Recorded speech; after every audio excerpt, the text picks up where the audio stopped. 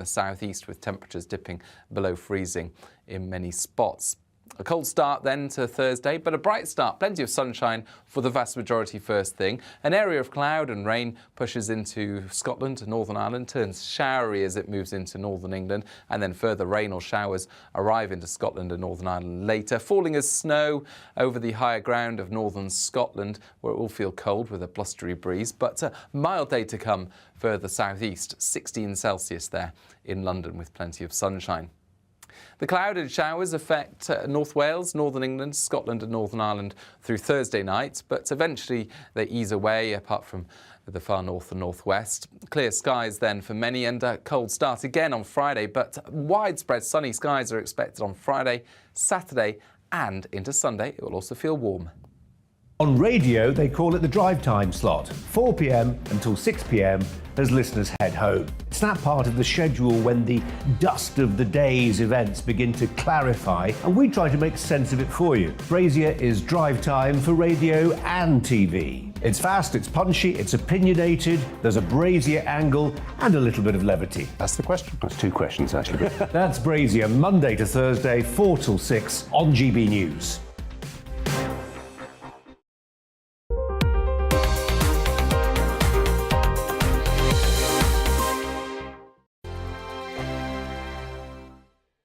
GB News is the UK's home of discussion and debate from all perspectives. To stay up to date on the latest stories, Make sure that you subscribe to the GB News channel. right here on YouTube. You can watch us live 24/7 across the whole world. You can also check out exclusive content and catch up on previous episodes of your favourite shows. Every day, we ask the questions That you'd ask, so why not add your voice to the conversation in the comments section? Don't forget to subscribe. We are GB News, Britain's news channel. Every night at 11 on GB News, we bring you the next day's stories the day before. Basically like time travel. If it's a big story, we'll cover it, guaranteed. But we'll also have some fun along the way. Big opinions, big laughs. Sometimes big hair.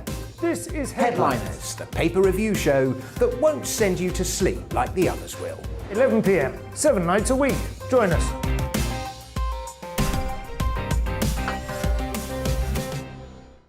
Hello there, I'm Eamon Holmes. And I'm Isabel Webster. And we hope you can join us for Breakfast with Eamon. And Isabel. You make me laugh out loud, belly laugh. Is that important first thing in the morning? Yeah, absolutely. And there's me trying to be deadly serious.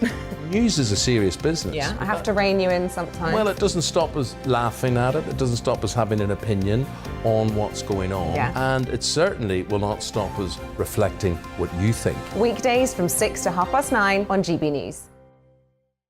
I'm Dan Wootton. Join me Monday to Thursday from 9 to 11 for the feistiest and most fun news debate on TV, where free speech reigns. I'll bring you a sharp take on the day's biggest stories, bombshell newsmaker interviews, and A-list guests. And I guarantee you, no spin, no bias, no censorship, and no reason to go to bed. That's Dan Wootton tonight, Monday to Thursdays from 9 on GB News.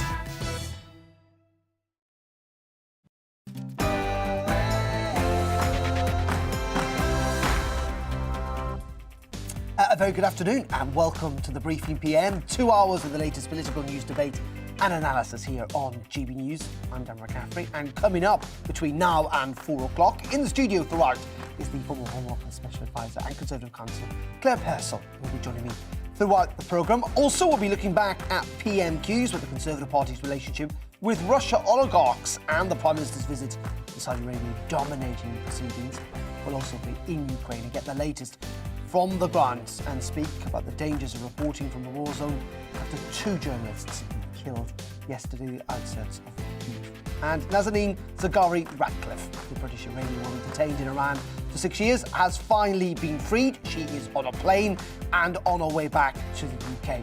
We'll be hearing from the Foreign Secretary, who's due to make a comment statement live at 3:30. As always, do get in touch. You can email me at gbviews@gbnews.uk or tweet me at gbnews. A busy afternoon on the programme. Won't want to miss it, but first, at the top of the hour, is the very latest.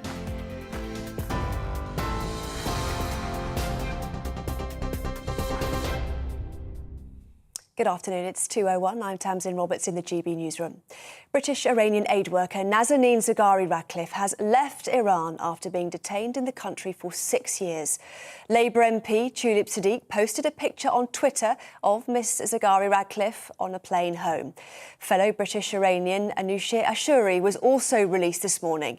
Miss Zaghari-Ratcliffe was arrested in Tehran in April 2016 and later convicted by an Iranian court for plotting to overthrow the government. She strongly denies the allegations. It comes as the Foreign Secretary Liz Truss confirmed the UK has settled an outstanding £400 million debt with Iran.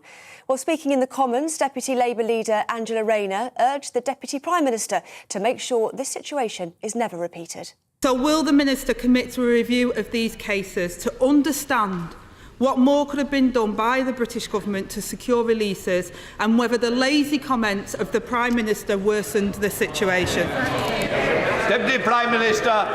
I can tell the Honourable Lady, having worked for 2 years with the concerted diplomatic effort led by the Prime Minister, that we have done absolutely everything that we can. She shouldn't give succour to the despotic regime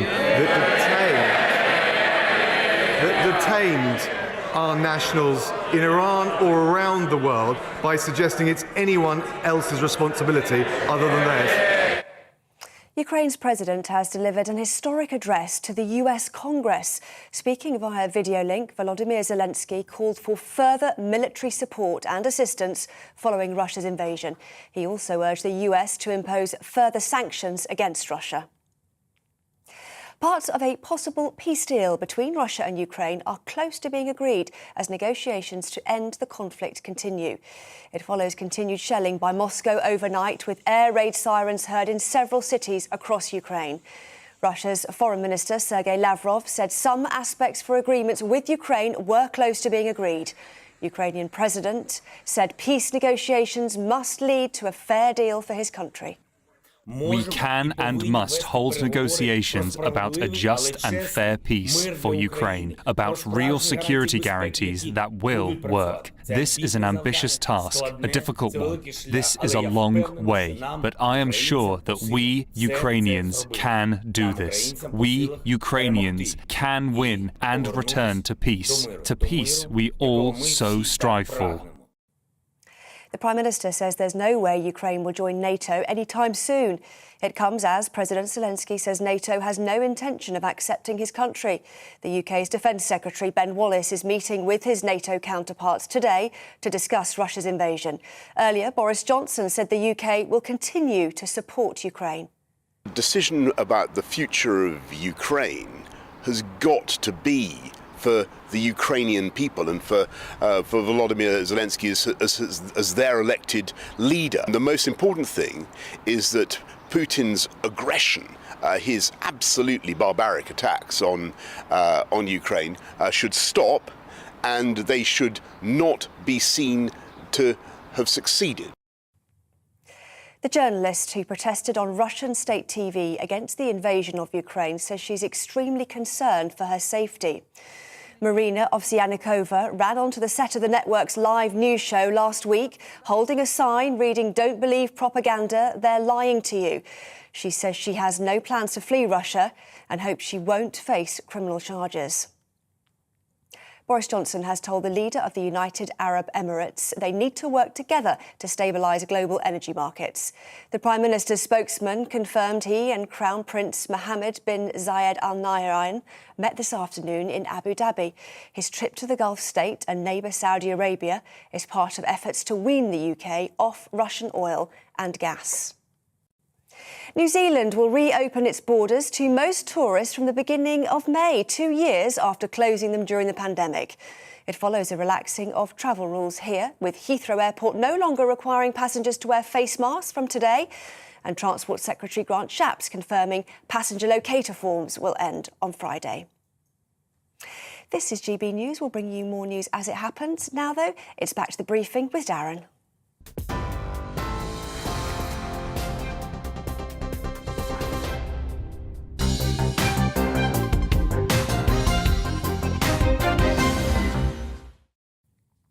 A very good afternoon and welcome to the programme. It is 6 minutes past 2 o'clock on this Wednesday afternoon. We're on TV, online and on your DAB Digital Radio. Thank you very much indeed for your company. Well, of course, we had Prime Minister's Question Time a little bit earlier, didn't we, from Westminster? Slightly different than we normally have because, of course, as you may have seen in the news bulletin, the Prime Minister was in Saudi Arabia, where he was making a visit to meet with the Saudi Crown Prince, given what has happened with Russia and Ukraine and increasingly our need to find oil elsewhere. But it was that issue that dominated Prime Minister's Question Time, with Dominic Raab and Angela Rayner each having a go at each other about the Prime Minister's need to be in Saudi Arabia, but also questions from the Labour backbenchers as well about the Prime Minister's relationship with Russian oligarchs. Well, joining me to talk about all of this, delighted to say we're joined by Khalid Mahmood. He is the Labour MP for Birmingham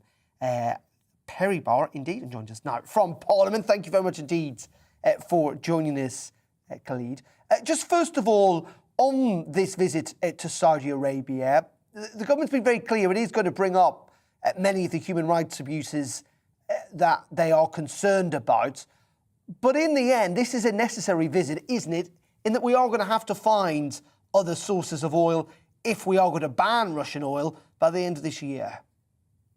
Well, first of all, I think two things. One, it's very important that the Prime Minister highlights the issue of human rights in Saudi Arabia. There has been significant progress in some of the issues in Saudi Arabia, but we need to keep the pressure on as allies and friends of Saudi Arabia to ensure that they do more that needs to be done.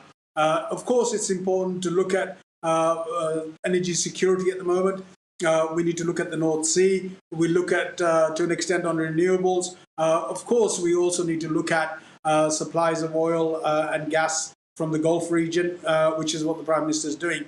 But I think one other thing that we need to look at also is our nuclear industry, and particularly the work that Rolls-Royce is doing in relation to far more smaller units which can light up cities for 1 million houses and sort of heat them as well, which is a huge advance forward. But we need to be able to look at all the energy options that are available to ensure that we don't pass on huge costs to our constituents. Indeed, that is obviously important. But in the end, and there's talk that the United States may well start to reprise relations with Venezuela, potentially even Iran as well. Is it an understanding of that, in the real politic world that we live in, that we do have to make compromises as a nation state? That's just how the world works. Well, I think we have to speak with people, but at the end of the day, the most important thing to us is that this is not done at the expense of issues of human rights and civil liberties. It is just as bad to carry on dealing with Russia because of those issues. So therefore, we should be mindful of those issues when we're dealing with other partners and new partners, that we use the influence that we have to ensure that those countries abides by the norms of society and ensuring human rights and civil liberties. If we can, to this issue of Russian oligarchs, again, Angela Rayner brought it up, but many Labour MPs did as well. I mean, there seems to be an attempt by Labour to draw on links between the Prime Minister and Russian oligarchs to suggest something nefarious has gone on, when in the end there's very little evidence for that at all, and it's something that's been looked at not even just relatively recently, but in the past as well. Well, there's been very significant connections with the Conservative Party and with the Russian oligarchs, the Prime Minister as well, meeting people, nominating people to the Lords and allowing them to carry on in a normal way for a long time. Sanctions are now needed and they've come through. But what we have to look at is the donations that have been made to the Conservative Party, which have been quite significant in the past, and other individuals, members of the Conservative Party, who received, in some instances, contributions of more than £500,000, which is huge. So we need to look at the influence that sort of money brings in and to be able to deal with that. One of the issues, as you probably know, that the Deputy Prime Minister brought up time and time again during PMQs was your former leader, Jeremy Corbyn. Let's have a look at the exchange between Angela Rayner and Dominic Raab. Well, can I just gently say to the Honourable Lady that when she was campaigning, as the rest of them were, to make the honourable member for Islington North Prime Minister, this Prime Minister was Foreign Secretary leading the response to the nerve agent attack. The Prime Minister was, as Foreign Secretary, galvanising the response to the nerve agent attack in Salisbury at the time where the honourable member, the former leader of the Labour Party, was siding with Putin against the UK. What did the honourable lady have to say on Sky News? He's a very strong leader. She can't wait for him to become Prime Minister.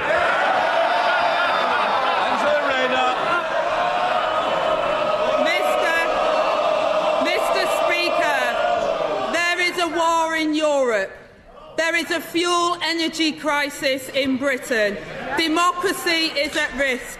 We must support the courageous efforts of President Zelensky and the Ukrainian people.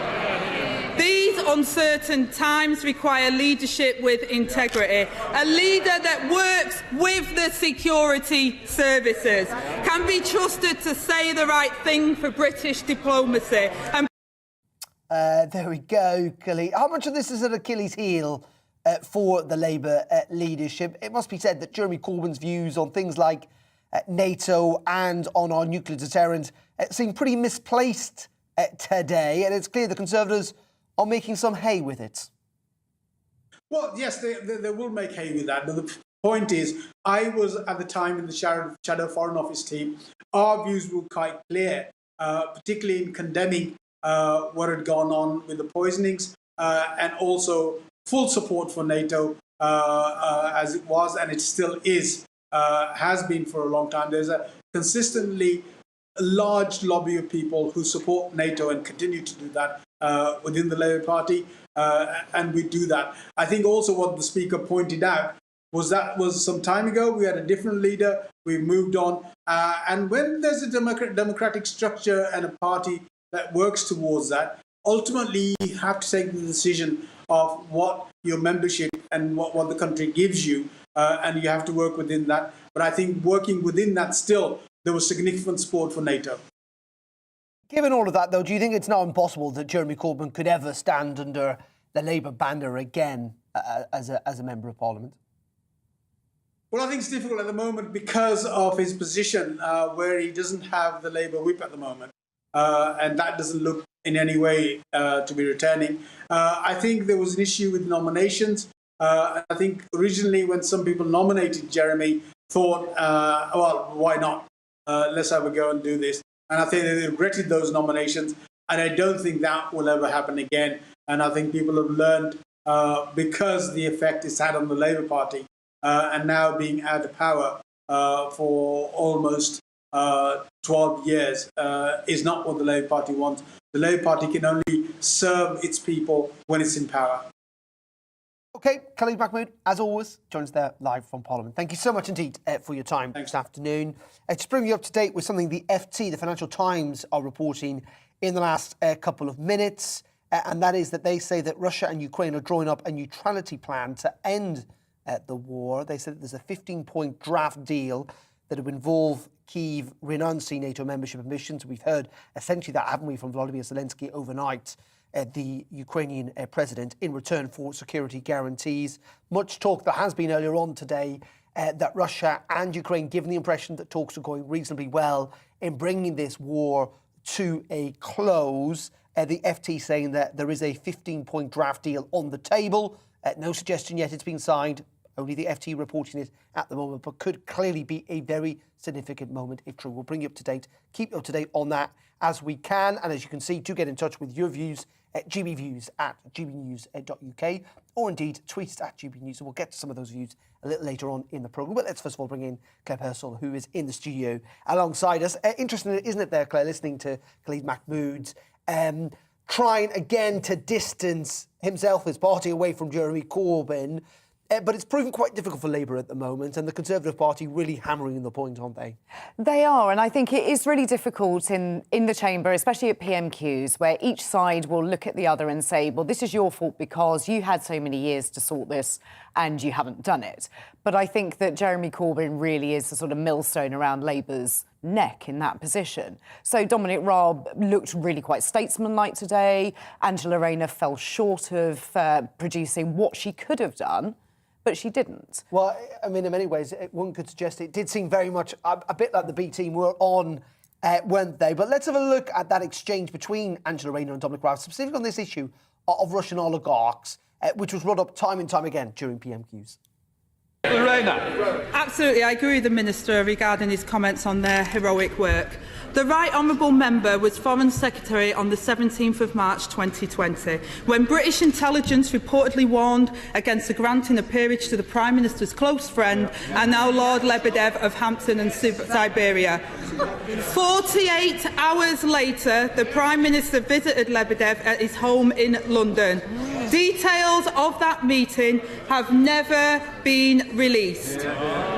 In July 2020, Lebedev's appointment as peer was announced. So can he tell the House what changed between the security warning and the appointment? Deputy Prime Minister. Sorry, the Honourable Lady knows full well all individuals nominated for a peerage are done so in recognition of what their contribution is to society. And I should say, that includes those of Russian origin who contribute brilliantly to our nation, many of whom in this country are critics of the Putin regime. There you go, that was Dominic Raab in the Commons earlier. Claire, again, there is these attempts, isn't there, from Labour to try and connect Boris Johnson to these oligarchs. They clearly think it's a weak spot for the Prime Minister. They do, and I think the problem is that there's very little detail out there. So there's no real evidence that any money that has come from Russian sources is anything to do with the Putin regime. So you're looking at donations that have come in from individuals who could well have British citizenship. They've got companies in the United Kingdom. But Labour keep pressing the point, and I think the government needs to come back with some real detail, otherwise it isn't going to go away. Now, the whole Lord Lebedev situation is slightly different because we know that there were security concerns and that the Prime Minister did go to some great lengths to overrule those. So I think we do need to learn a little bit more about that before we can sit easy. But with the donations, the Electoral Commission have cleared them, so I don't see any wrongdoing. And what do you take away just finally today from PMQs in the sense of the battle of the deputies in some ways? I think you're right in concluding that probably Dominic Raab had a better run at it, though he did let it slip at one stage when he said that the Prime Minister was a very social man, not necessarily in relation to parties, but enjoying the company of others. What was your overall sense of PMQs? It fell a bit flat. There didn't seem to be many on our own benches, on the Conservative benches. There seemed to be a few spaces there, so I'm not quite sure what was going on today. But I think the real hero of the hour was Sir Lindsay Hoyle, the Speaker, who came in and told all sides that you can't keep bringing up history, you need to deal with the question at hand. Yeah, it's extraordinary sometimes. I do think the Conservative Party keep forgetting that they have been in power for 12 years. Thank you very much for the time. Time being Claire Purcell there in the studio. OK, you're watching the briefing here on GB News. Coming up in just a couple of minutes, we're going to be in Ukraine, in Odessa, with the latest on the ground about what is happening there, and not least of all, of course, the dangers that journalists face, too, having died in recent days from the American network Fox News. So we'll be live in Ukraine in just a couple of minutes. But first, before all that, here's the weather. It's wet and miserable in London, but it's going to get better for all of us in the coming days. Here's the weather. Hello again, I'm Aidan McGivern from the Met Office. A wet day for many of us. Brightest skies will be towards the northwest, and it will be cold tonight as the rain clears east. A number of weather fronts are crossing the country through the rest of the day.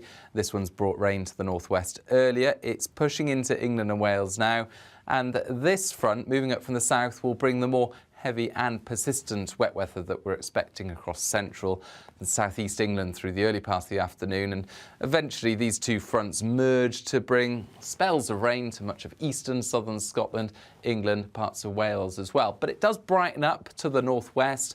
Showers follow for western Northern Ireland. And it's going to be colder behind the fronts, 9 or 10 Celsius, but under the rain, 12 or 13 Celsius. Nevertheless, it will feel rather unpleasant under that wet weather. It eventually clears most places by around midnight. Clearing skies and light winds overnight mean that a few fog patches may form in one or two spots, and certainly a widespread frost away from the southeast, with temperatures dipping below freezing in many spots. A cold start then to Thursday, but a bright start. Plenty of sunshine for the vast majority first thing. An area of cloud and rain pushes into Scotland and Northern Ireland, turns showery as it moves into northern England, and then further rain or showers arrive into Scotland and Northern Ireland later, falling as snow over the higher ground of northern Scotland, where it will feel cold with a blustery breeze, but a mild day to come further southeast, 16 Celsius there in London with plenty of sunshine. The clouded showers affect North Wales, Northern England, Scotland and Northern Ireland through Thursday night, but eventually they ease away apart from the far north and northwest. Clear skies then for many and a cold start again on Friday, but widespread sunny skies are expected on Friday, Saturday and into Sunday. It will also feel warm.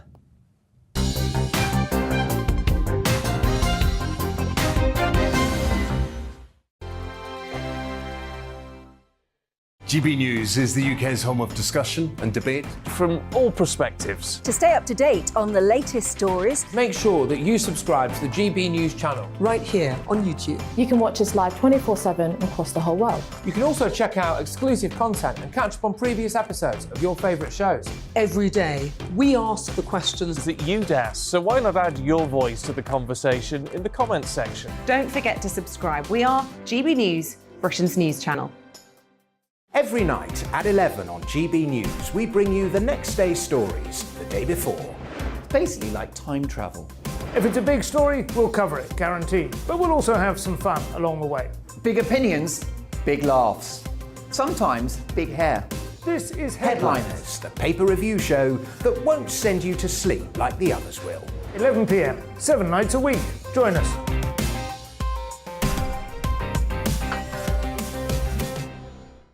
Hello there, I'm Eamon Holmes. And I'm Isabel Webster. And we hope you can join us for Breakfast with Eamon and Isabel. You make me laugh out loud, belly laugh. Is that important first thing in the morning? Yeah, absolutely. And there's me trying to be deadly serious. News is a serious business. Yeah, I have to rein you in sometimes. Well, it doesn't stop us laughing at it. It doesn't stop us having an opinion on what's going on. Yeah. And it certainly will not stop us reflecting what you think. Weekdays from 6 to 9:30 on GB News. I'm Dan Wootton. Join me Monday to Thursday from 9 to 11 for the feistiest and most fun news debate on TV, where free speech reigns. I'll bring you a sharp take on the day's biggest stories, bombshell newsmaker interviews, and A-list guests. And I guarantee you, no spin, no bias, no censorship, and no reason to go to bed. That's Dan Wootton tonight, Monday to Thursdays from 9 on GB News.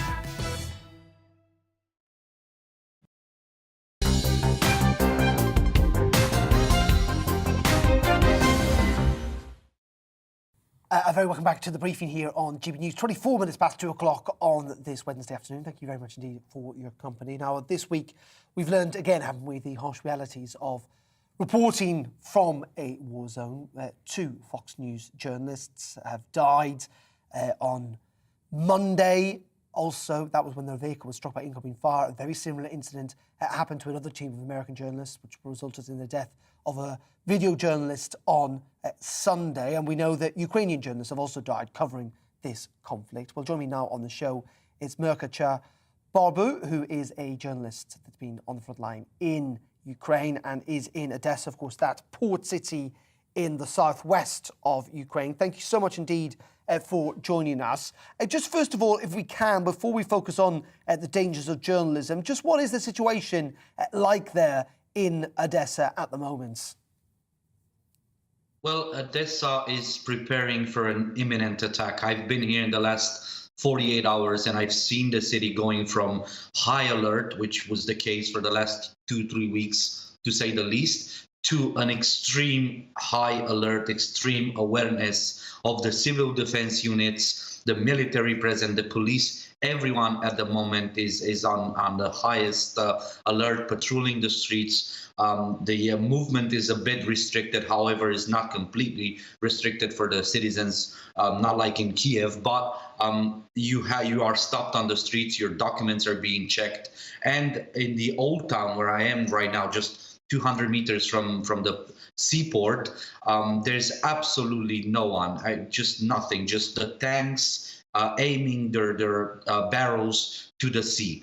And this is, everyone here is talking about this imminent attack, about the fact that it's a matter of hours until Odessa is hit. That, of course, we have to take with a pinch of salt, and it might be the case or it might not be. But as it stands at the moment, we're getting reports that small towns outside Odessa, just 30-40 kilometers away, are being bombed at the moment. So we do expect an imminent attack in the city in the next hours or overnight. And Mircha, just tell us about the dangers of reporting all of this. As you say, you are there, you're safe at the moment. You've been moving around. These things clearly are very dangerous indeed. And we've seen colleagues of yours from different networks sadly lose their lives in recent days. Yes, I mean, that to me and to my colleagues here in Odessa and all across Ukraine is a tragic news that obviously bears a lot of personal interest. And we yesterday, the whole community was devastated. I'm on several chat groups, keeping in touch with my fellow colleagues, both Ukrainians and foreign journalists. And after yesterday's news with the Ukrainian journalist and the Fox News colleague, it was just complete silence. Everyone just kind of contemplated on how dangerous it is to be here at the moment and to be reporting. However, with that being said, I think it is our job to be in the cities, in Odessa, in Kiev, and many other places around Ukraine, to tell the stories of civilians, to bear witness for what is going on at the moment, and then for you at home to just tune in and listen and not get that sort of war fatigue that obviously we are all afraid that it might happen, and then people lose interest in what's going on the ground in Ukraine. Therefore, politicians might, some of them, lose interest in putting the right pressure on both sides to end this conflict peacefully. So yes, there's a lot of worry, including myself. I'm very worried, but I'm trying to keep calm, to take all the necessary measures to protect myself, the people I work with, and not stay too long in one place. I'm trying to move constantly, wearing my flak jacket every time I go outside, even just to buy bread. Although sometimes you might get the odd looks from people, but better to be safe than sorry. Definitely, that is very true indeed. What is your sense of it? Do you think journalists in some ways might be being targeted deliberately by the Russians, or is this them essentially shooting at anything that moves? Well, we don't know for sure what happened really with our colleagues and how they lost their life. It's definitely a tragic event. That's all I can say for now from where I'm at. But in my experience, and I've covered wars in Syria, in Iraq, in Gaza Strip, and many other places, including Ukraine in 2014, I myself have been seen as a target. Luckily, I've never had a major incident, but I know in some particular situations, people saw my reporting as a threat. The truth that we're trying to tell for some people is an inconvenient truth, and therefore they do target journalists. Overall, it is happening, and it's been happening throughout the last 3 or 4 decades. I would say since the early 90s, as far as I'm aware, journalists do not have the same protection as they used to have in the past, and now we are becoming more and more targets. So it's not really clear what happened there, if there were the wrong people at the wrong place. But knowing my colleagues and knowing how everyone works here, we always wear distinctive bulletproof vests that clearly says press. On our cars, we put distinctive markers that again says press or TV. So I find it very hard, almost impossible, to think that people opening fire on my colleagues did not see they were labeled clearly as journalists. So, but obviously it's an ongoing investigation, and I wouldn't be able to speculate. And just very finally, and quickly if you can, Mircha, just on the possibility of a deal, of a solution to this, what's your sense from inside Ukraine that a compromise between Russia and Ukraine could bring this to an end, and that deal could come about soon?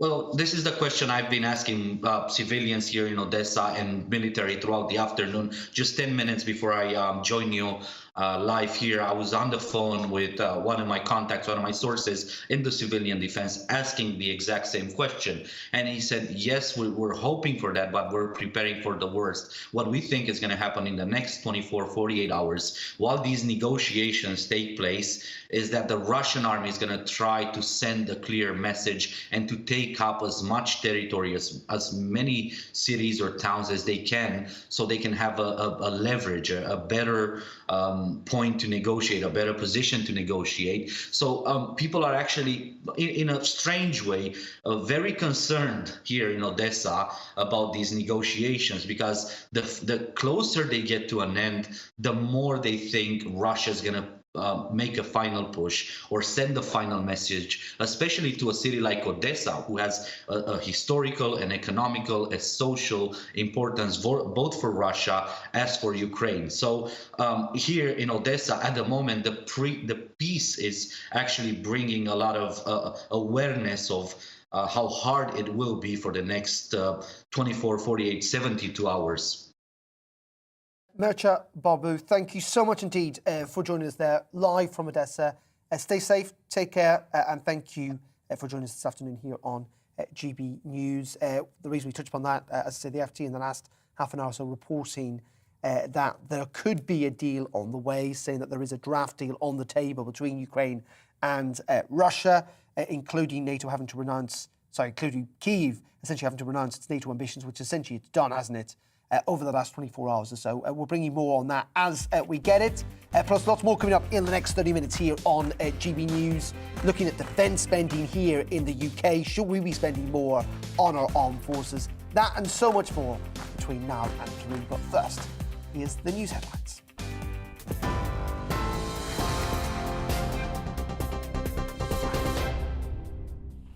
It's 2:33. I'm Tamsin Roberts in the GB newsroom.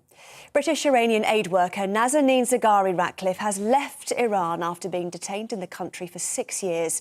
She took a photograph from the plane, which Labour MP Tulip Siddiq then posted on Twitter. Fellow British Iranian Anousheh Ashuri was also released this morning. It's as the Foreign Secretary confirmed the UK has settled an outstanding £400 million debt with Iran. Liz Truss welcomed the news of their arrival back to the UK. This has been an appalling ordeal for Nazanin, Anousheh, Morad and their families who had suffered greatly, and I'm sure everybody across the UK is delighted that they have been released and will be celebrating that fact. Russia's president says the West would not succeed in what he called its attempt to achieve global dominance. Speaking to members of the Russian parliament today, Vladimir Putin also says the economic sanctions against Moscow were short-sighted. It's after Ukraine's President Volodymyr Zelensky called for further military support and sanctions against Russia in a historic address to the US Congress. Parts of a possible peace deal between Russia and Ukraine are close to being agreed as negotiations to end the conflict continue. The Prime Minister says there's no way Ukraine will join NATO anytime soon. It comes as President Zelensky says the alliance has no intention of accepting his country. During a visit to Abu Dhabi as part of efforts to wean the UK off Russian oil and gas, Boris Johnson said the UK will continue to support Ukraine. TV, online and DAB. Darren, just a moment.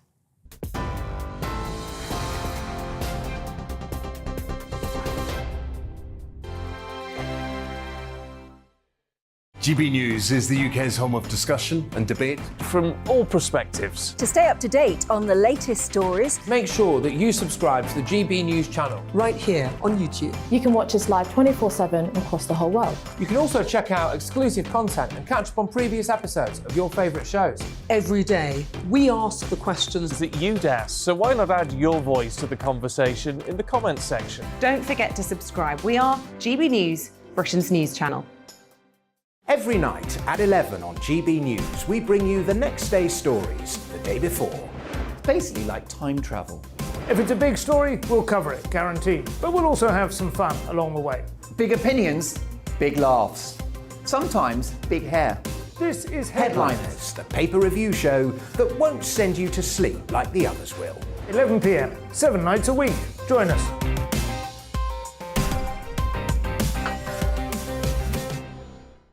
Hello there, I'm Eamon Holmes. And I'm Isabel Webster. And we hope you can join us for Breakfast with Eamon and Isabel. You make me laugh out loud, belly laugh. Is that important first thing in the morning? Yeah, absolutely. And there's me trying to be deadly serious. News is a serious business. Yeah, I have to rein you in sometimes. Well, it doesn't stop us laughing at it. It doesn't stop us having an opinion on what's going on. Yeah. And it certainly will not stop us reflecting what you think. Weekdays from 6 to 9:30 on GB News.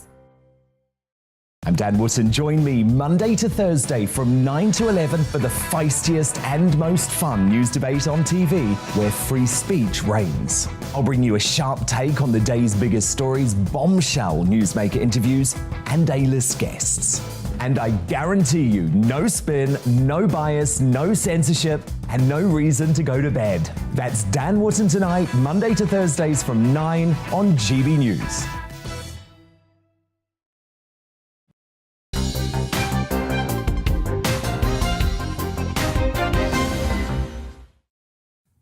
Very welcome back to the briefing here on GB News. Almost 22 minutes to 3 o'clock. We're on TV, online and on your DAB digital radio. Now, the former head of the British Army has told GB News that defence spending here must increase by around 10 billion quid a year to help counter the threat from Russia. General Lord Dannett said that the Ministry of Defence should also consider buying some equipment off the shelf from countries like the United States instead of embarking on often delayed and hugely expensive domestic development programmes. Well, our security editor Mark White has been looking at the state of our defence forces.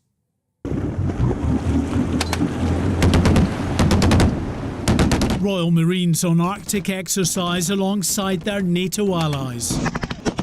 These commando units and their fast attack craft symbolise the kind of rapidly deployable forces the UK Ministry of Defence sees as key to its future defence strategy. But faced with an ultra-aggressive Russia and its invasion of Ukraine, many defence experts are deeply concerned that cuts in force numbers have gone too far. With the Chancellor's spring statement a week away, he faces multiple competing demands.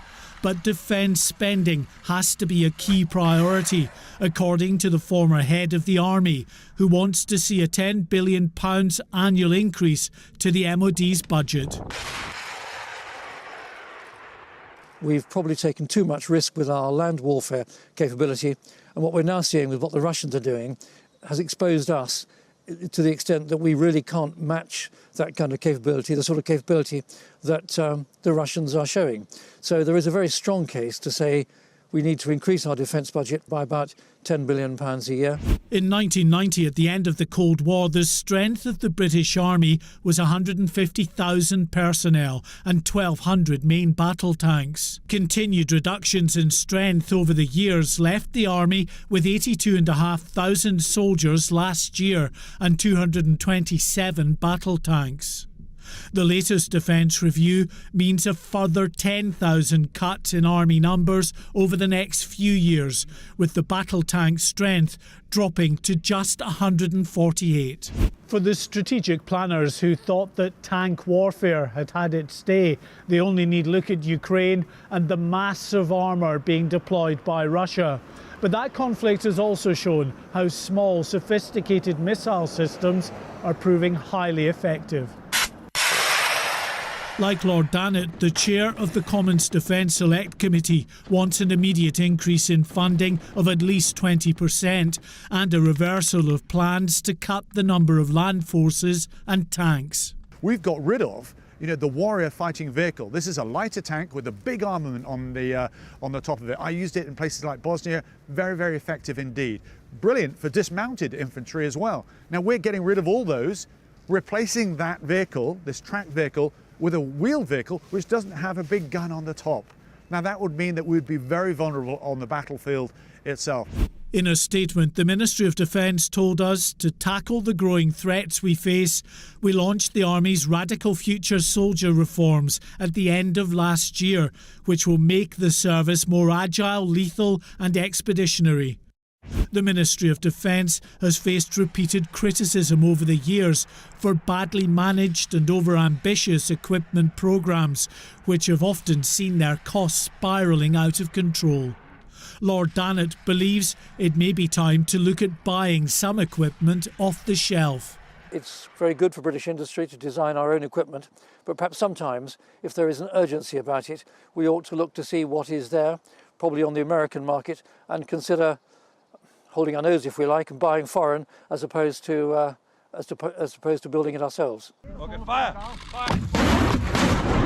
The UK has already doubled its military presence to bolster defences of some of its Eastern European allies, with many NATO countries, including Germany, looking to massively increase their defence spending in the face of a possible new Cold War.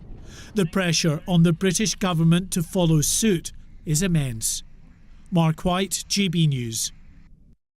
Well, delighted to say that Mark White joins me in the studio alongside Claire Purcell, who has been with me throughout the programme. Thank you indeed both. Mark, quite extraordinary figures there in your report, particularly that drop in battle tanks. I mean, sort of like an 80-90% drop in the space of 30 years. Yeah, I mean, this was a time, remember, of course, when we had a massive army on the Rhine, 50,000 personnel out there in Germany, to face off to the Soviet Union as it was at the time. And it was felt that what there would be in the beginning of any war before it maybe eventually got to the nuclear stage would be a land battle involving huge divisions of armour. And that's why you saw 1,200 tanks then. Over the years, it's progressively declined, as has the defence budget. If you think back to 1960, it was 7% of GDP. It went down to about 4.5% in 1980, just before the Falklands War. After that, it increased back up to about 5.5%. But then with the so-called peace dividend, when the Soviet Union collapsed and we got the end of the Cold War, it's been going steadily downwards to where it is now, about 2% of GDP. Now, what Lord Dannatt, the former head of the army, Tobias Ellwood there want to see is a very significant shift in expenditure again that would take it up to about 3%. Now, this would be in line with what a lot of other NATO allies are looking at the moment. In fact, Germany going much further. They want to raise it to £100 billion of extra spending. And Claire, do you think it's almost inevitable now that the government is going to have to look at defence spending? I think it is, and we've seen it run down, as you say, over the years. But we expect so much more these days from our armed forces. It's not just combat situations, like Ukraine and Russia, but we expect them to work in the United Kingdom if there are fuel shortages. We looked at them for vaccine rollout programmes, for any other... aid, absolutely. So we expect policies. so much from them, and we need to fund them better. So I think that we do need to look, especially at the percentage that we're spending at the moment, but I can see that the Chancellor, Rishi Sunak, is going to have a really hard time trying to balance his books. I think you're right in terms of the role requirement has expanded significantly. And at a time when now they're talking about NATO, that is, putting more boots on the ground in those NATO allies in Eastern Europe to help reassure them, understandably very nervous at what's happening with the Russian military at the moment. But all of that, if you are putting troops over to Eastern Europe in numbers over a period of time, will become unsustainable without at least a reversal in the downward trend of the British Army at the moment, which is going to be about 72,000 strength in just a few years' time. Let's move on, if we can, just for a moment, because obviously big significant news today with Nazanin Zaghari-Ratcliffe finally being released. We think she is, at this moment in time, on a plane, leaving Iranian airspace. Very significant, but it has come at a significant cost as well. Yes, indeed. I mean, it's been confirmed now that she is on that aircraft heading out, we think, in the first instance to Oman, and then will head to RAF Bryce Norton. This evening, 10:30, I think it's due to land at that RAF base. And it's incredible. I mean, we've all followed this story, the horrific nature of the way in which she has been held away from her family now for 6 years. And finally, she is on her way back. And you're right, it seems to have come because of an agreement between the British government and Iran over that historical debt from Chieftain tanks that the former Shah of Iran was due to buy before the collapse of his regime and the Ayatollahs taking over Iran. They wanted that £400 million back ever since. Now they're going to get it back, but under the agreement that they use it for humanitarian purposes. How much, though, is this also about wider politics beyond those mere numbers? Like, we know that there's an Iran nuclear deal that's still on the table, still being negotiated. And we know, obviously, the ongoing difficulties with Russia mean that we might need to rely on Iran for energy needs. Do you think that is also fed into why this is happening right now? I think, yes, there is a longer-term strategic look at Iran and where it has been, and the possibility of a thaw in relations between Iran and the West, in particular, of course, the UK and the US. And one way, potentially, of relaxing the sanctions regime around Iran is to get this nuclear deal up and running again, with, of course, those not just British, but American, Iranian, British nationals that are detained in Iran. If they can get them released, then that will go some way as well to thawing those relations. And of course, all of the time, this is a huge exporter potentially of oil. It's been doing it through the back door at the moment. It may be able to do it potentially in a more legitimate means as the West looks to trying to get their oil from other sources other than Russia. And just very finally, Claire, on this, there is a sense that actually this has been one of the things that the relatively new Foreign Secretary, Liz Truss, has really, really pushed for, given some of the mistakes of her predecessors. That's right. And she's not been in the job very long and she's managed to get this sorted. So I do think that she deserves an awful lot of credit, as does the local MP, Khalid Sadiq, who has not given up.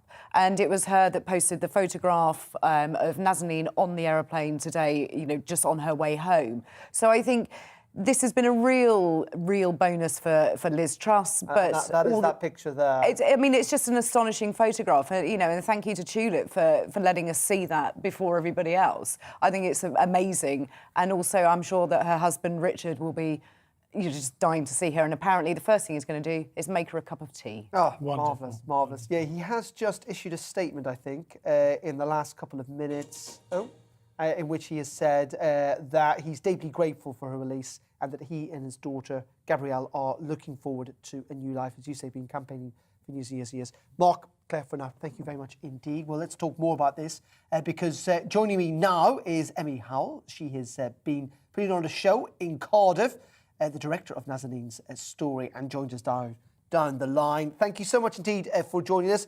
A happy day. You must be very, very pleased indeed. Ecstatic. I think I've maybe cried about 3 times at this point. I can't seem to stop smiling. It's just a truly fantastic day and amazing news. Amazing news. Is it a day that you worried would never come?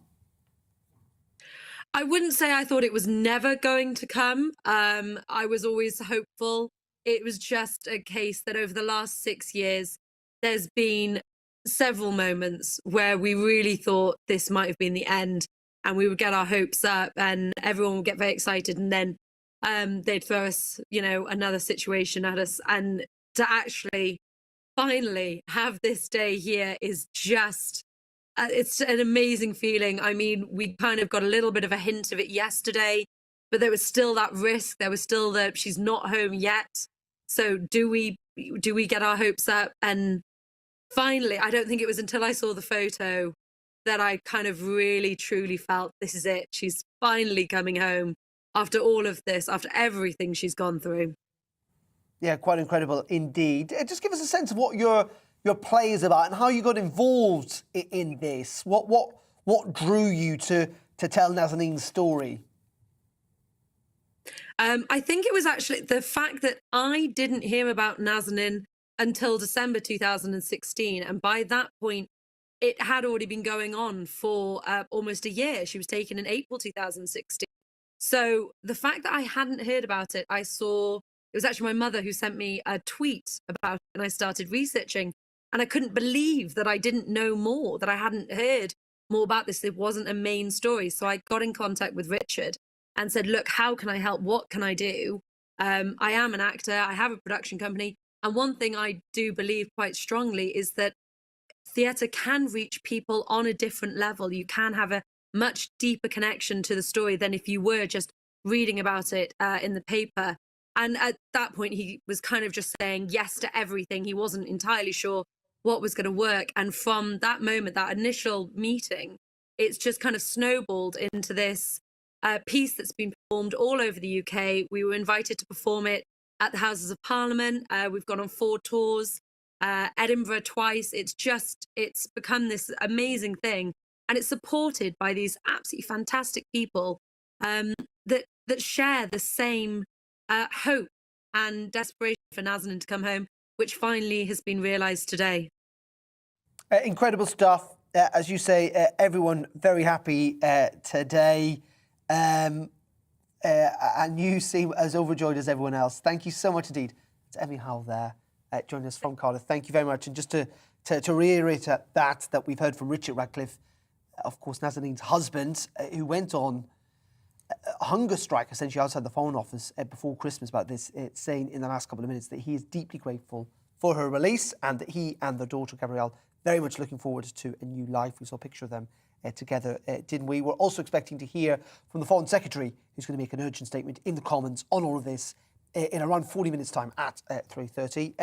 Get in touch, though, with your views, gbviews at gbnews.uk. Now, let's return back to Ukraine, because the United Nations has said that up to 3 million people have now fled there because of the Russian invasion. Trains heading towards Ukraine's border have been completely full, and there have been long queues of traffic on roads leading out of the country. Well, joining me now to discuss all of this is Oleg Antoniuk, who has been helping Ukrainian refugees get across that Polish border. Oleg, thank you very much indeed for joining us. Just give us a sense of where you're at the moment, what you're doing to help these refugees.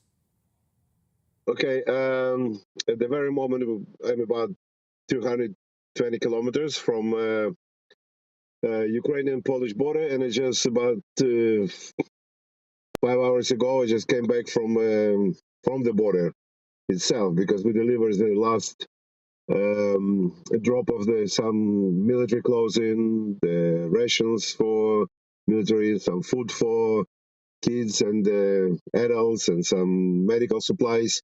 So, and basically what we raised with our family, our friends, we're at the end of this money supply, let's put it that way. Yeah, there's plenty of supply to be bought, but people are getting steady over the border. It's the biggest country who supporting Ukrainians is Poland, obviously, because they accepted around 1.7 million refugees. Also Romania, Hungary, and we going steady, and the people getting the treatment, people getting all the benefits they can use. You know, as a Poland launched today, especially like it's a national insurance number, so people can get doctors to look at them, and so it's steadily going forward, and there is a bit less tension at the border at the moment because it's become a bit more organized now. Organised indeed, and we were looking at some of the pictures there of the goods that you've brought over to help many refugees. But at the same time, the numbers do still keep coming. We're up to 3 million. Yeah, of course. There's talk it could reach 5 million. There is no sign that this huge movement of people is coming to an end. No, it's not a sign it's coming to an end, because you see some regions in Ukraine, the bombardment and the airstrikes and it's intensified, but Ukrainian army holding very strong. And yesterday was on the news that people were queuing for bread, and just Russians just shoot them. 10 of them have been dead. And it's becoming, it's not becoming the special operation. No doubt about it. There is no. And it's a full-scale war, and you can see. I mean, you get in all the reports from the people. And we were driving today. We stopped at the petrol station, and the people just lost. They crying, they don't know where to go. They were asking what the direction to Germany and how we can get there, where we can stop, where we can spend the night. So we were doing the whole night. We spent the last 24 hours directing people and just helping them. Because the people don't speak the language. So a lot of them don't even speak the Polish language, never mind English, German, or any other. So they need help. Honestly, they need help. Amazing work, Oleg. Keep it up. Thank you for joining us. Thank you, sir. Thank you for having me. Join us there from the Polish-Ukrainian border, doing incredible stuff. Just very quickly on this, it did get brought up at PMQs again today. Ian Blackford raising the case that he still thinks the Home Office bureaucracy has not been good enough when it's dealing with these refugees. I think the real problem is they've misunderstood the speed that this needed to be set up. So they've tried to work in normal circumstances rather than the emergency circumstances we need them to work in. But as of 4 p.m. last night, 5,000 family visas had been issued. So it's certainly speeding up. There is still a long way to go, but at least we're seeing some efforts being made. But is this the bureaucracy or is it the political leadership as well? I think it's a little bit of both. The Home Office is quite a large ship to steer, and I think the Home Secretary has not perhaps had her eyes on immigration as her main priority for some time, but also the system is quite clunky and it does need reforming. So I hope that she will look at that going forward. OK, thank you very much indeed. We're going to pause there on the briefing. It is coming up to 3 o'clock. Coming up in just a couple of minutes, we'll be getting some of your views. Do get in touch, GBViews at gbnews.uk, or you can tweet us at GBNews, and we'll get to those in the next hour. Also, we'll be live in the House of Commons, where we're expecting to hear from Liz Truss, the Foreign Secretary, making an urgent statement to the Commons on the release of Nazanin Zaghari-Ratcliffe. We're expecting, as I say, to hear from her at around 3:30. That and much more in the next hour. Stay tuned. I'll see you.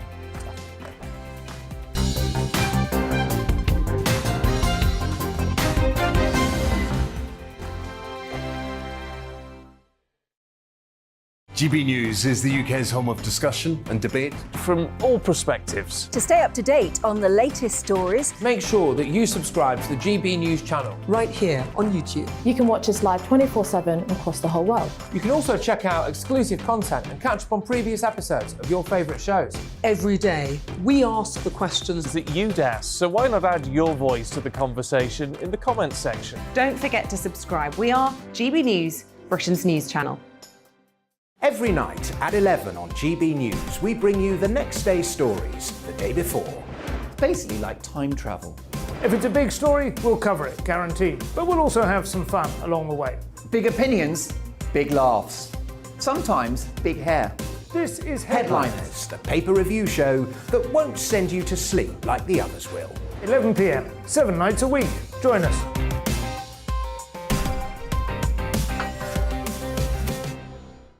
Hello there, I'm Eamon Holmes. And I'm Isabel Webster. And we hope you can join us for Breakfast with Eamon and Isabel. You make me laugh out loud, belly laugh. Is that important first thing in the morning? Yeah, absolutely. And there's me trying to be deadly serious. News is a serious business. Yeah, I have to rein you in sometimes. Well, it doesn't stop us laughing at it. It doesn't stop us having an opinion on what's going on. Yeah. And it certainly will not stop us reflecting what you think. Weekdays from 6 to 9:30 on GB News. I'm Dan Wootton. Join me Monday to Thursday from 9 to 11 for the feistiest and most fun news debate on TV, where free speech reigns. I'll bring you a sharp take on the day's biggest stories, bombshell newsmaker interviews, and A-list guests. And I guarantee you, no spin, no bias, no censorship, and no reason to go to bed. That's Dan Wootton Tonight, Monday to Thursdays from 9 on GB News.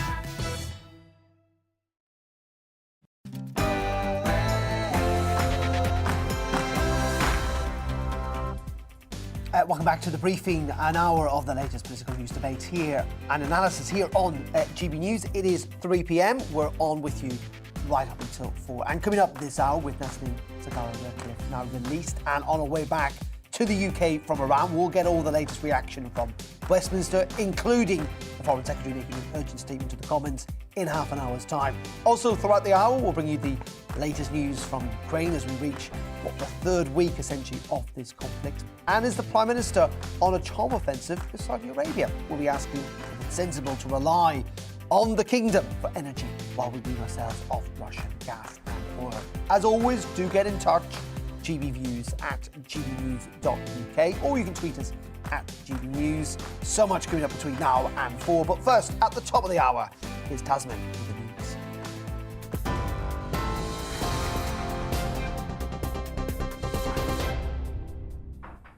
Good afternoon, it's 3:01. I'm Tamsin Roberts in the GB newsroom.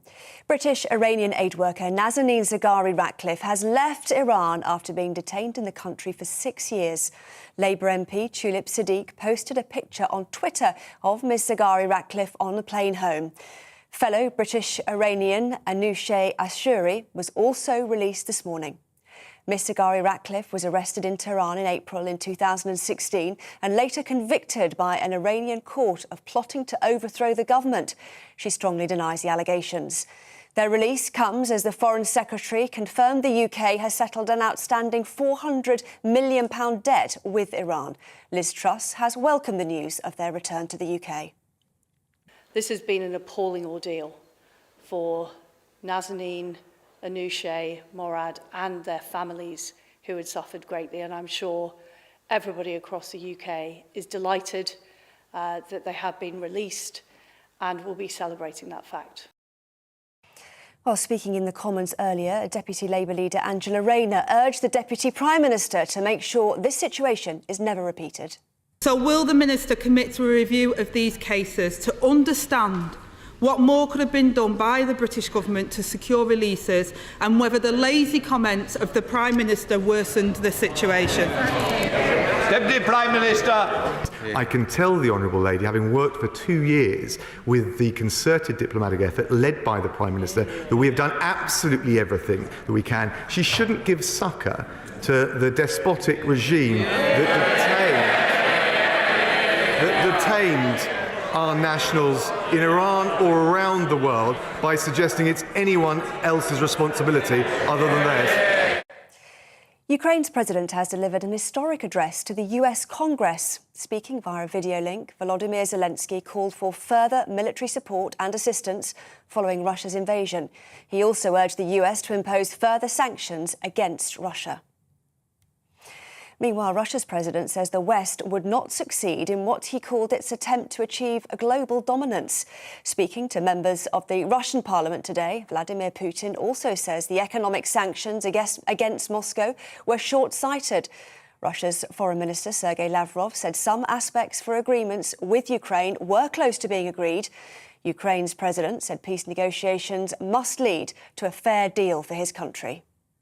We can and must hold negotiations about a just and fair peace for Ukraine, about real security guarantees that will work. This is an ambitious task, a difficult one.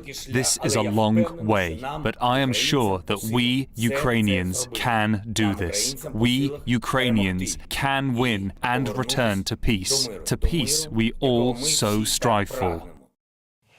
The Prime Minister says there's no way Ukraine will join NATO anytime soon. It comes as President Zelensky says NATO has no intention of accepting his country. The UK's Defence Secretary Ben Wallace is meeting with his NATO counterpart today to discuss Russia's invasion. During a visit to Abu Dhabi as part of efforts to wean the UK off Russian oil and gas, Boris Johnson said the UK will continue to support Ukraine. The decision about the future of Ukraine has got to be for the Ukrainian people and for Volodymyr Zelensky as their elected leader. And the most important thing is that Putin's aggression, his absolutely barbaric attacks on Ukraine, should stop, and they should not be seen to have succeeded. The journalist who protested on Russian state TV against the invasion of Ukraine says she's extremely concerned for her safety. Marina Ovsyannikova ran onto the set of the network's live news show last week, holding a sign reading, "Don't believe propaganda, they're lying to you." She says she has no plans to flee Russia, but hopes she won't face criminal charges. This is GB News. We'll bring you more news as it happens. Now, though, it's back to the briefing with Darren.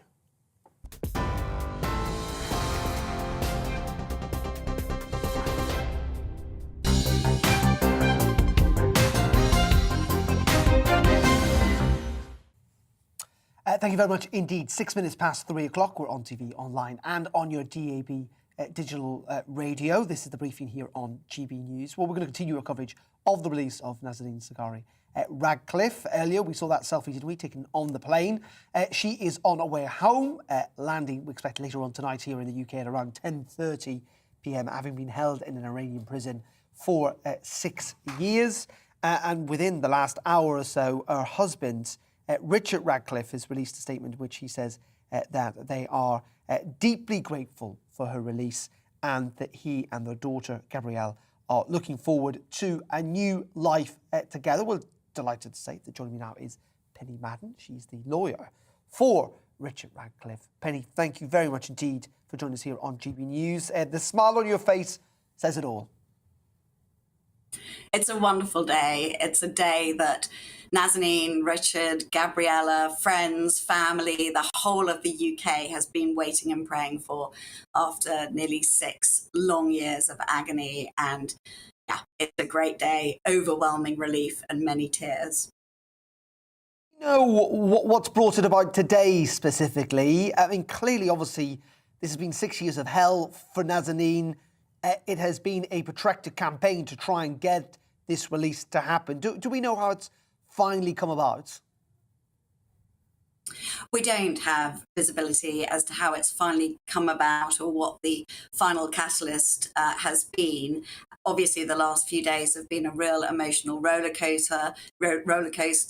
Nazanin's passport came back on Monday. That was pretty unexpected. Yesterday, very hopeful that Nazanin would be on a plane by the evening. That was not to be. An agonizing wait at the airport this morning. We do know, we've been hearing reports, although nothing directly from the government, that the debt is being paid or has been paid, and we suspect that that has been a catalyst in terms of ensuring that Nazanin can now finally come home. And just give us a sense, if you can, Penny, what a strain this has been on Richard and indeed the entire family. You know, this is a man who has relentlessly campaigned, hasn't he, for the last 6 years. He even went on hunger strike outside the FCO only last autumn. Yes, absolutely. At the heart of this story is a real human tragedy, an innocent family separated now for years. And as you say, an incredibly brave family. Richard has been on hunger strike twice. Nazanin's been on hunger strike. Nazanin and Richard are two of the very bravest people I know. And as you say, Richard has just campaigned tirelessly to make sure that Nazanin is always in the public eye, is always in the hearts and minds of the British public, and trying to keep the government and push the government to resolve this awful ordeal. Felt though at times, I suppose, Penny, that actually in many regards there's only so much campaigning that you, others, that even Richard himself could do, that there were wider political issues at play here, which were very, very difficult to campaign on because essentially they were out of your hands. Yes, absolutely. But today I don't think is the time for politicking. I think it's a time for celebration and enormous relief.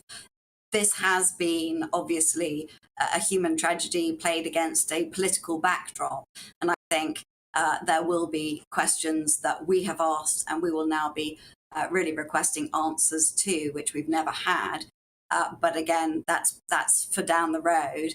At the moment, I think just enormous relief and a wonderful celebration that this incredibly brave family is to be reunited this evening. And of course, a very excited 7-year-old to see her mummy again. Indeed, and not for a very, very long period of time. Just finally, Penny, have you spoken to Richard today? Do we know what the plans are in the days and weeks to come? He's issued a statement saying that he's deeply grateful and he can't wait to them to start this essentially new life together. Absolutely. I think no planning in terms of every minute needs to be taken minute by minute. I think, again, Richard, Nazanin and Gabriella will need that time, that space to process and come to terms with the enormity of this 6-year ordeal. They have been apart for nearly 6 years now. And of course, Gabriella has not seen her mother face to face. She hasn't been able to hug her for many years as well. So the last time that Gabriella saw her mummy, she was actually in prison. So the idea that this family is going to be reunited, I think they just need the space and the calm and the time to process what they're going through, come to terms and just celebrate being together again. Penny, thank you so much indeed, and congratulations to you and your team. Penny Madden there, who's the lawyer for Nazanin's husband, Richard. Thank you for joining us this afternoon. And as I say, the smile on your face says it all. Thank you, Penny. Let's bring in now the Liberal Democrat MP for Orkney and Shetland. That's Alistair Carmichael, who joins us down the line from Parliament. Alistair, very good afternoon to you. You're also smiling this afternoon. Not often we get this on a Wednesday, but it is good news, your reaction to this release. I'm absolutely delighted. You know, on a human level, never mind the politics of it, you could only ever feel enormous sympathy for what that family was going through.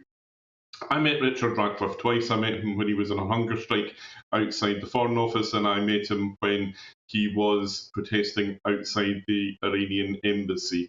And, you know, the thing that just came across so much was the warmth and the humanity, and essentially you had somebody here who was thrust into a situation that he would never have sought to put himself in.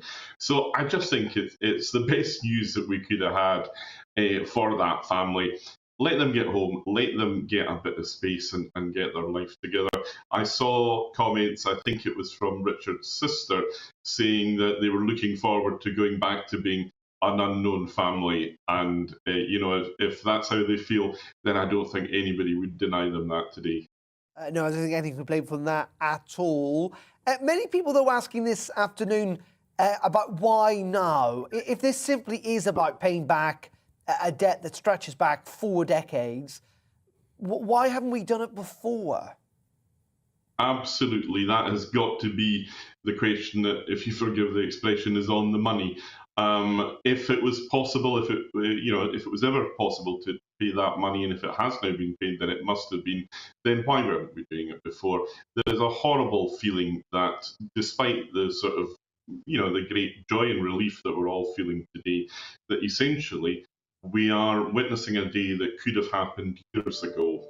And why today? Well, you know, I wonder if it's a coincidence that the Prime Minister himself is in the Gulf today, where he is, you know, basically going cap in hand to countries like United Arab Emirates and Saudi Arabia, asking for them to turn on the taps for oil. You know, Iran's oil reserves have been denied to the world for some years now, and it will be interesting to see where their future relationships with the West now then go.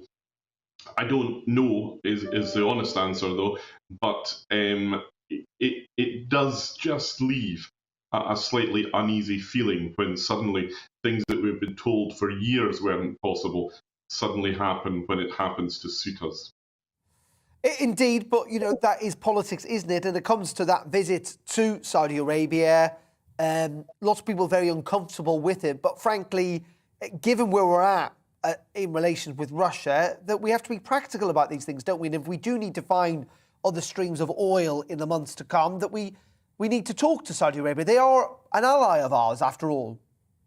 Well, let's just be careful that we are not jumping out of the Russian frying pan into the Saudi Arabian fire here. Saudi Arabia executed 81 people on Saturday. They did that knowing that they were going to be hearing from the Prime Minister this week, so that's a kind of signal that they're not really bothered about any of the representations that we make in relation to human rights. And remember that, you know, this is, well, first of all, it's not the first time they've had a mass execution of this sort. They also frequently execute people who were minors at the point where their crimes were committed, and indeed they still hold an enormous number of political prisoners. We need a very long-handled spoon if we're going to be supping with Saudi Arabia. And personally, what I would prefer Boris Johnson to be devoting his energies to would be talking to energy companies in this country. He should be talking to those who are developing renewable energy so that, we can get more renewables into our system, get it faster, get it in greater volume. And he should also be speaking to our own offshore oil and gas companies, because we have got an offshore oil and gas industry in this country, in the UK continental shelf, which is a mature industry that is ready to go. And, I think that some of the calculations we may have made about the future of our own oil and gas industry in the past, that's the offshore oil and gas industry, just to be clear, were based on assumptions about the availability of Russian oil and gas, and these assumptions are no longer correct, they're no longer viable, and as a consequence of that, we now have to be looking at our own position. I know you brought this up at Prime Minister's Question Time. Of course, Dominic Raab said that the Prime Minister had been meeting with some of those domestic energy suppliers earlier on this week. In the end, though, Alistair, this is going to mean that we push back the green agenda, doesn't it? At least no, I don't think part, because we need this energy pretty sharpish. No, look, Dan, speak to the oil and gas companies themselves. They will tell you what they tell me. And it is that they understand now that as we tackle the threat of climate change, then it is no longer a question of oil and gas, hydrocarbons or renewables. It has to be a question of them both. Our hydrocarbon industry, our oil and gas, does have an important role to play in getting to the net zero target that all political parties are committed to. But they understand that it's an integrated energy industry that we face now.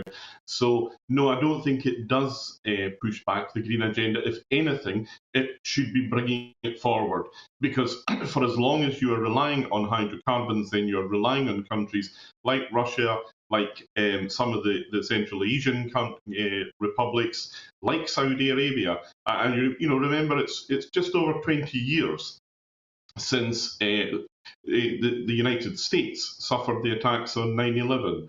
We know that it was Saudi Arabian influences that, in many cases, bankrolled and hosted Al-Qaeda in the run up to that attack. So, there is no way that you get to energy security of supply by doing pragmatic deals with murderous despots, be it Vladimir Putin or Prince Mohammed bin Salman. OK. Alistair Carmichael, appreciate your time. Thank you very much indeed. Thank you. Here on GB News this afternoon, live from Parliament. Claire Purcell, who is a former SPAD and now Conservative councillor, is in the studio with us. The politics are quite tricky, aren't they, Claire, in some ways, for the Prime Minister? We know Saudi Arabia's got a bad human rights record, but they have been a close ally of ours for quite a long period of time. They have, and it's not an ideal situation. And I think anybody can see that. We cannot take more reliance of gas and oil from Russia, so we do have to look for alternative sources. And we are sculling around in who is the least worst dictator at the moment.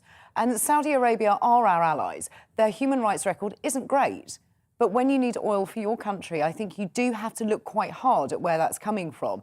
And Alistair Carmichael is laudable in his green ambitions, but it isn't going to solve the problem now. People are facing crippling costs for energy at the moment, and all of the green agendas, ideas will come online, but it's not going to be soon. But do you think successive governments, and more particularly the Conservative government, who've been in power for the last 12 years, have maybe taken their eye off the ball when it comes to domestic energy and our reliance on foreign imports?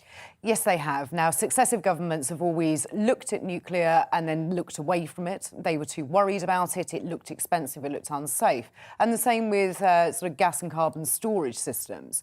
Now, they've been scrapped over the years. So I think successive governments have really lost track. And at one point, oil was coming in quite cheap. So everybody thought, well, let's just take that for the moment and it will always stay like that. But sadly, it doesn't. OK, Claire. Thank you very much indeed. OK, you're watching the briefing here on GB News, 20 minutes past 3 o'clock. Coming up in just a couple of minutes, we're going to be talking about that, the Russian brain drain, as many Russians leave the country. Where are they going to and why are they? Plus, we'll be in the comments, that urgent statement, that and much more in just a couple of minutes. But first, let's bring you up to date with the weather this hour. Let's go to Exeter and to the Met Office. Hello again, I'm Aidan McGivern. Widespread outbreaks of rain are affecting much of the UK this afternoon, but they will clear from the west and then a touch of frost under clear skies overnight as this ridge of high pressure builds in. But a couple of weather fronts are straddling the UK at the moment. The two across England and Wales are merging together to bring widespread low cloud outbreaks of rain. Eastern Scotland, southern Scotland, much of England seeing that wet weather. Heaviest in the east, but it does clear. And by midnight, most places are clear of that, with those clear skies moving in from the west. And with light winds, temperatures will fall away through the night, frost forming in many places. Temperatures in towns and cities, I think 1 to 2 degrees, but in the countryside, a couple of degrees below freezing. So chilly start to Thursday, but plenty of sunshine first thing across Scotland, England and Wales. Northern Ireland sees cloud arrive early on. That cloud and outbreaks of showery rain move into Scotland. Just about touch parts of Northern England and North Wales as well. A few showers here. The more active weather, I think, though, for Scotland and Northern Ireland, with some hail, sleet and snow showers in the far northwest later, along with a brisk breeze. A different picture, though, for the southeast. 14, 15, perhaps even 16 Celsius with widespread sunshine.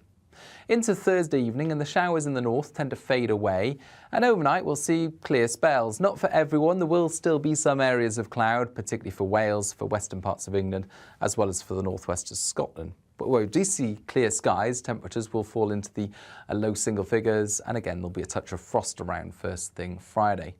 But plenty of sunshine despite the early chill in the air.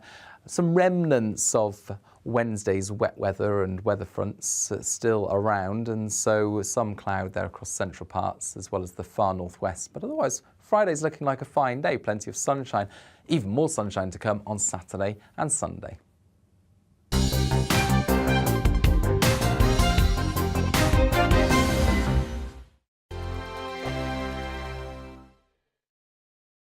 GB News is the UK's home of discussion and debate from all perspectives. To stay up to date on the latest stories, make sure that you subscribe to the GB News channel right here on YouTube. You can watch us live 24/7 across the whole world. You can also check out exclusive content and catch up on previous episodes of your favourite shows.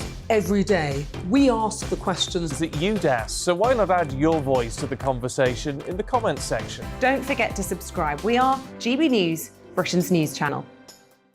Every night at 11 on GB News, we bring you the next day's stories the day before. It's basically like time travel. If it's a big story, we'll cover it, guaranteed. But we'll also have some fun along the way. Big opinions, big laughs. Sometimes big hair. This is Headliners, the paper review show that won't send you to sleep like the others will. 11 p.m, 7 nights a week. Join us.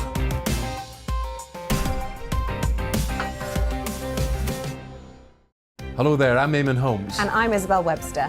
And we hope you can join us for Breakfast with Eamon and Isabel. You make me laugh out loud, belly laugh. Is that important first thing in the morning? Yeah, absolutely. And there's me trying to be deadly serious. News is a serious business. Yeah, I have to rein you in sometimes. Well, it doesn't stop us laughing at it. It doesn't stop us having an opinion on what's going on. Yeah. And it certainly will not stop us reflecting what you think. Weekdays from 6 to 9:30 on GB News.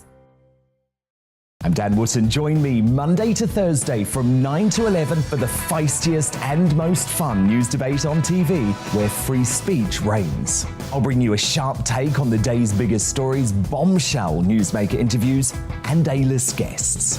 And I guarantee you, no spin, no bias, no censorship, and no reason to go to bed. That's Dan Wootton Tonight, Monday to Thursdays from 9 on GB News.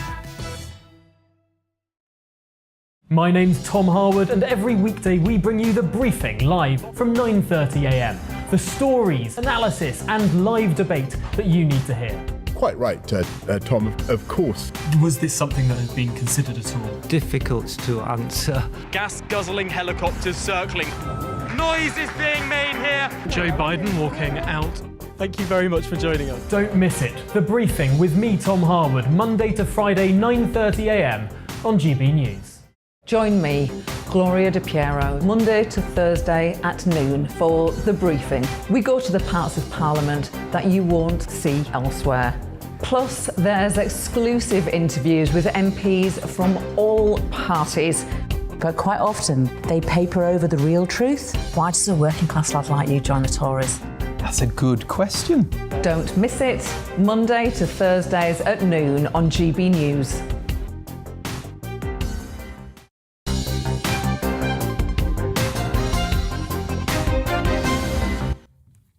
Very welcome back to GB News. 26 minutes past 3 o'clock on this Wednesday afternoon. Thank you very much indeed for your company. GB Views at gbnews.uk. Lots of you getting in touch this afternoon. Liz says, at last, Richard Radcliffe should receive a Queen's Award for his steadfast resilience. He never gave up. Well done to all those who fought for her release. In regards to Ukraine, Basil says the danger is having a knee-jerk reaction to the war in Ukraine. It's not our war, although we also need arms to Ukraine. We should concentrate on defending our country instead of getting involved in other wars that will cost the taxpayer a fortune. And Kelvin says, if the United States can spend 3.52% of its GDP on the military, so can we. Get in touch, gbviews at gbnews.uk. We'll get some of those a little later on in the programme. But first, the Adam Smith Institute has today released a paper calling on the government to go further with its immigration reforms around the invasion of Ukraine. The suggestions includes temporarily waiving visa requirements for refugees and giving Russia and Belarus targeted nation status to make it easier for highly skilled citizens from those countries to work in the UK while banning remittances. It also suggests the creation of a Liberty Pass. Well, joining me now is the Head of Communications at the Adam Smith Institute, Emily Fielder. Emily, thank you so much indeed for joining us. Just first of all, on the Ukrainian refugees themselves, you are suggesting we throw aside, as the government would see it, some of the security concerns and get rid of visas altogether. Yes, that's exactly what we're calling for. So I think it's firstly important to kind of make sure that security checks will still happen. It's just that we're calling for them to happen after they've safely arrived in the UK, rather than Ukrainians having to fill in a 50-page visa form when they're trying to flee a war. There is obviously an argument that we should ensure that our security services are properly resourced to deal with these issues. But I think it's also important to note that Ukrainians are unlikely to be a significant threat to national security. So making sure that the process is as straightforward as possible for people who are literally fleeing bombs, and we've seen reports today in the media of Russian military targeting civilians in the streets. I think that making sure that this process is as straightforward as possible should really outweigh security concerns that are quite minor. Let's move on to Russians themselves, because we know tens of thousands, maybe one estimate put up to 200,000 Russians have fled Russia in the last month or so, many seeking refuge in Armenia, Azerbaijan, Turkey, some of the stands in Central Asia, I should say, as well. Why are you trying to attract them to Britain? What's the thought process there? Well, I think there are two main thought processes here. Firstly, because encouraging highly skilled migrants to come from Russia and Belarus would bring a huge number of economic benefits to the UK. So, for example, the UK has a shortage of people working and studying in STEM, and I think the current shortfall is predicted to be around 173,000. Now, this would be a really good way of ensuring that this gap is plugged, and would bring with it additional benefits, such as a boost in productivity. But the other thought process behind this would actually be that encouraging highly skilled workers to come over would precipitate a decline in productivity in Russia. It would have a negative impact on tax revenues, and therefore it would really put pressure on Putin to end the conflict. This would garner support for the UK and would actually disprove Russian propaganda about Western hatred for Russians. But in many regards, that flies in the face of at least what the government states that it wants, which is that it wants to see British citizens become highly skilled and much better paid. And that means relying less on migrants, whether they be refugees from Ukraine or indeed highly skilled Russians. Yeah, I think that's a fair point. And I'm not saying that those are two, mutually exclusive things. I think you can have highly skilled immigration to boost productivity, and you should also be, providing better training to UK citizens. But more generally on that point, I should say that economists actually tend to agree that immigration does lead to increased job opportunities because there's demand for new goods and services, and there will be increased productivity. Okay, just very finally, explain to us what a Liberty Pass is. Yeah, of course. So essentially, a Liberty Pass would provide a fast-track payment for 3 months. of around £1,875. And the reason that we've chose this exact figure is because it's the same as the furlough money. So this would essentially attract these highly skilled migrants. So, Emily, we're just going to interrupt you there. Apologies, because we're just going to go over to the House of Commons and hear from the Foreign Secretary, Liz Truss, who's making an urgent statement on Nazanin. After years of unfair detention by the government of Iran, Nazanin Zaghari Ratcliffe and Anousheh Ashouri have this afternoon finally been allowed to board a plane and leave the country. They are on their way home. They will land in the UK later today and they will be reunited with their families. Morad Tabaz has also been released from prison on furlough. I know that the whole House and the whole country will rejoice at this news and will share in relief that their horrendous ordeal is over. Nazanin was held in Iran for almost 6 years and Anousheh almost 5. Morad has been in prison for 4. Their release is the result of years of tenacious British diplomacy. I want to thank our Omani friends and Minister Badr for their help in bringing our nationals home. And I pay tribute to the efforts of many in this House, particularly the members for Hampstead and Kilburn and Lewisham East. I pay tribute as well to my predecessors and my right honourable friend, the Prime Minister, who have all worked hard to resolve this issue. But most of all, I want to express my admiration for the incredible resolve and determination shown by Nazanin, Anousheh, Morad and their families. I have been in contact with them throughout, together with our specialist consular teams. Their suffering has moved us all, and so does the prospect of them being reunited with their loved ones once again after this long and cruel separation. We secured the release and Murad's furlough through intense diplomatic and political engagement at every level, and we've stepped up these efforts over the last 6 months. On becoming Foreign Secretary in September, I made resolving the continued detention of British nationals and the IMS debt personal priorities. In my first week, I spoke to the families of the detainees and met my Iranian counterpart, Minister Abdollahian. This was the first in-person meeting of a UK and Iranian foreign minister for 3 years. We agreed to work together to resolve these 2 issues in parallel. I dispatched a team of Foreign Office negotiators to hold intensive discussions with senior Iranian officials to secure the release of our detainees. Officials travelled to Tehran for negotiations in October and November. A final round of negotiations took place in Muscat in February, resulting in this agreement. Our ambassador in Tehran, Simon Shercliffe, has also been in constant talks with Iranian ministers and senior officials, and I spoke to Minister Abdollahian in October to progress the talks. In December, I met Minister Badr, and I secured Oman's assistance in this important work. And in February, I held discussions with Minister Abdollahian again to drive the talks to a final conclusion. We will continue to push with partners to secure Morad's permanent release home, which is long overdue. And we will continue to support other British nationals in Iran who have asked for our help. We will work closely with our international partners to urge Iran to end its practice of unfair detention.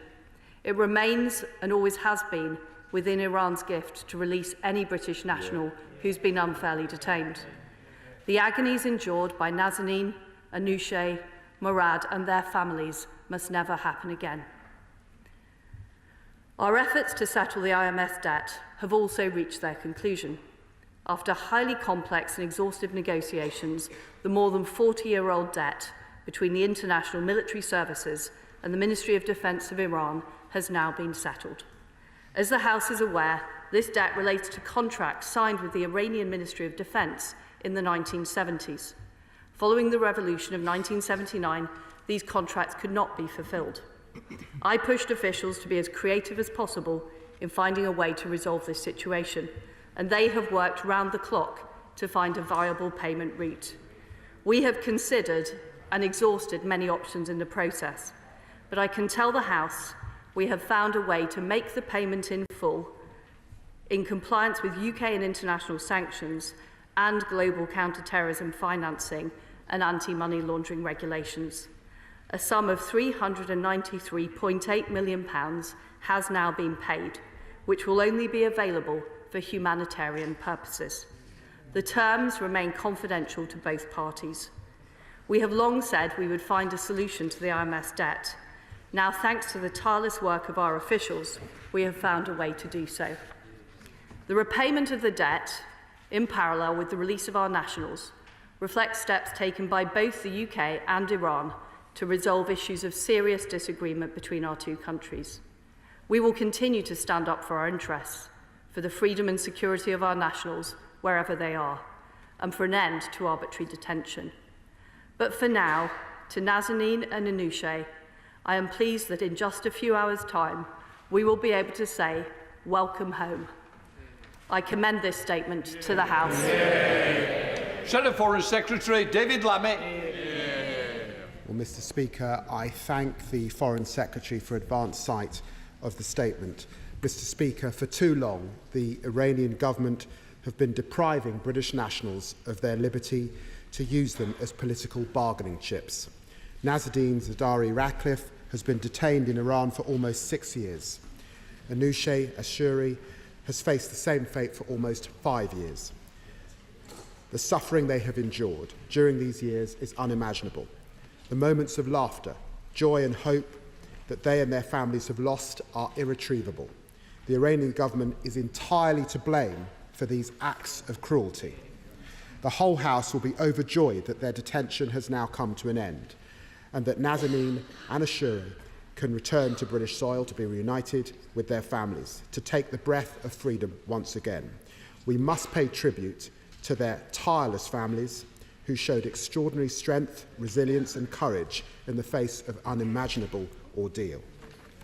I also give credit to the member for Hampstead and Kilburn for all of her efforts over so many years, and to the member for Lewisham East for continuing to raise these issues, for their tireless work in campaigning to secure the freedom of their constituents. We join the government in thanking the government of Oman for their help. I also give credit to the tireless work of British officials, as well as the Foreign Secretary for her role in securing justice. She showed more skills in diplomacy than her bungling boss, who appeared to do more damage than help while he held her current post. There are serious lessons that need to be learned from this appalling episode. We need stronger international measures to combat the use of arbitrary detention as a political tool, to end hostage diplomacy, and we need a review of these cases. We need to understand what could have been done by the British government to secure releases sooner. I note that the Foreign Secretary says she stepped up these efforts over the last 6 months, and I give her credit for that. We welcome that. But we ask what efforts were not taken by her predecessors that could have been. A review must also consider what comments made by ministers indeed contributed to extended detention. It's also good news that Morad Tabaz has been released on furlough. Could the Foreign Secretary elaborate on the next steps to support his case? We note that there remain other British nationals still in detention seeking help from the British government. Can the Foreign Secretary update the House on the latest number and what efforts is in place to help them? Mr. Speaker, we welcome the government's parallel announcement that the IMF debt has been repaid. We have long called for the government to find a way to pay back that internationally recognised and legitimate debt. What guarantees have the government been given that the sum will only be used for humanitarian purposes? Today, though, let us focus on the main point of this statement. The whole House and the whole country can share in the triumph of welcoming Nazanin and Anousheh home. Foreign Secretary.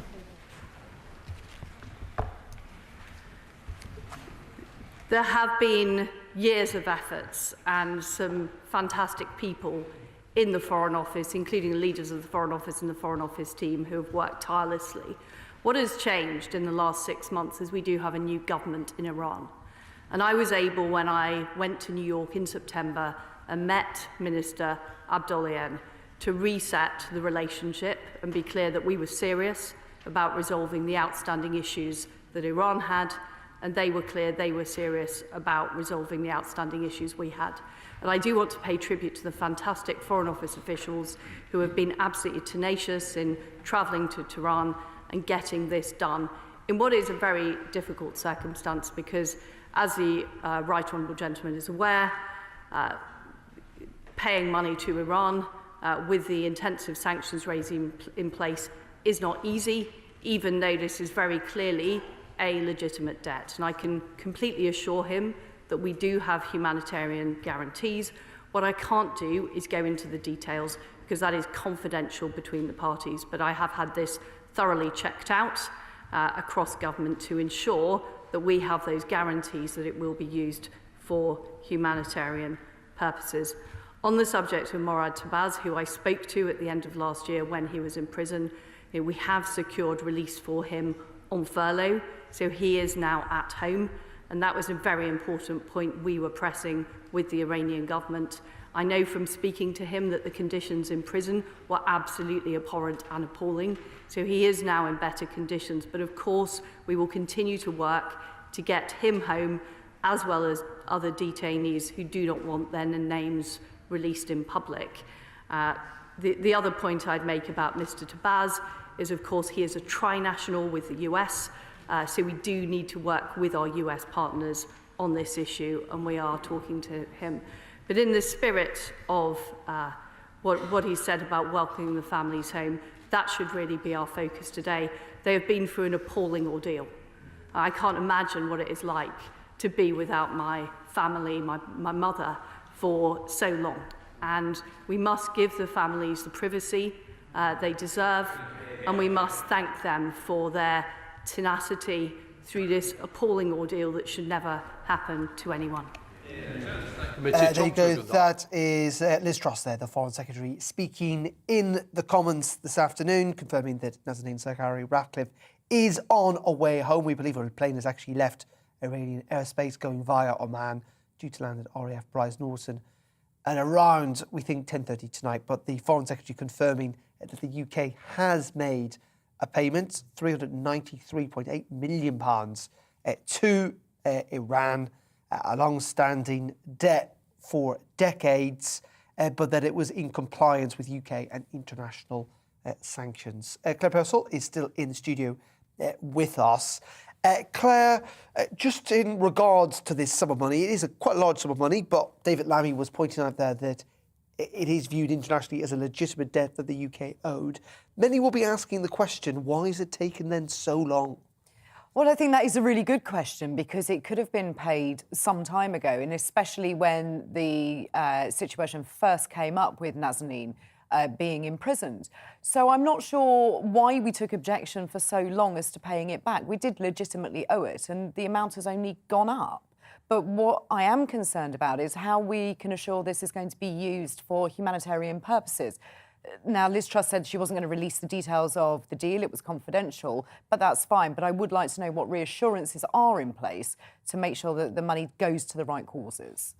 I'm sure the Foreign Office would dispute this and say, this is different because it's an outstanding debt. But this does give a precedence. Essentially, we've had to hand money over to a regime that have effectively kidnapped British citizens. And you think this is going to encourage other countries to start kidnapping? And I don't think you're wrong to think that, because it does look like a little bit of a precedent-setting moment that the United Kingdom will hand over large sums of money, eventually, for the return of their individuals. So I think it's a really, really carefully trodden path that Liz Truss is going down, but you do have to look at the fact that we did owe the money. So anybody else coming forward, you'd have to look at the case in a slightly different manner. But I do think you're right to worry about it. OK, Claire, thank you very much for the time. GBViews at gbnews.uk, or indeed tweet us at GBNews. It is 15 minutes to 4 o'clock. Now, the Prime Minister, you may have noticed, was not in the chamber just then, or indeed at PMQs today. That's because he is in Abu Dhabi, and he is set to arrive later on this afternoon in Saudi Arabia, where Boris Johnson is aiming to strengthen the ties between the UK and the Gulf, as the West, of course, moves from that dependence on Russian oil supplies. But it is not without controversy. Both the UAE and Saudi Arabia faced a fierce backlash over their human rights records, including at the weekend, Saudi Arabia executing 81 men on Saturday, which we think is the largest known mass execution in the kingdom's modern history. Well, let's speak about all of this to the Chief Operating Officer at the IEA. That is Andy Mayer, who joins us down the line. Andy, thank you very much indeed for joining us. Many saying that this is just practical reality. This is politics at play, that, with the situation we're in with Russia, that we have to turn to an ally, after all, like Saudi Arabia.